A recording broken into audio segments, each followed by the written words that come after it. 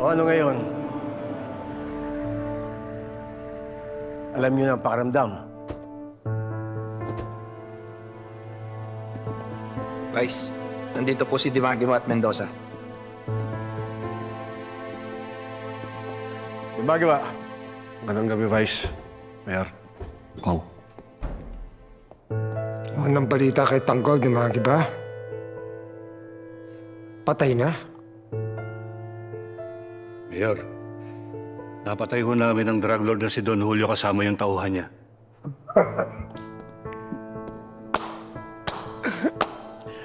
Good job. Eh, si Tanggol. Siya yung target, di ba?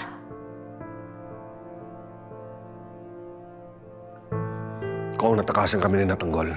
Ayun. Hindi namin alam kung nasaan sila ngayon.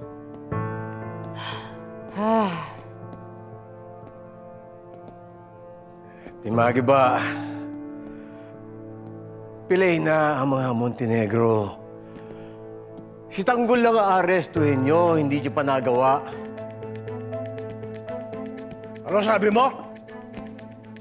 Hindi niyo na tinigilan si Tanggol. Binalaan ko na kayo. Huwag niyong gagalawin ang apo ko. Anong balak niyo? Ipahuli? Ipapatay? Papa, tungkulin ng mga kapulisan na arestuhin si Tanggol dahil meron silang warrant of arrest. Kahit pa meron siyang dugong garero, kriminal pa rin siya, kaya kailangan siyang arestuhin. Mag-usap tayo sa opisina ko.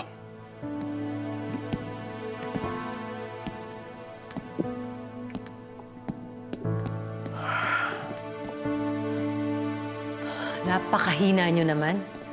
Simple-simpleng bagay, hindi nyo magawa na maayos.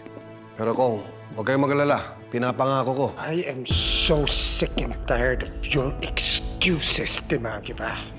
Aminin mo na kasi, isa kang pulpul.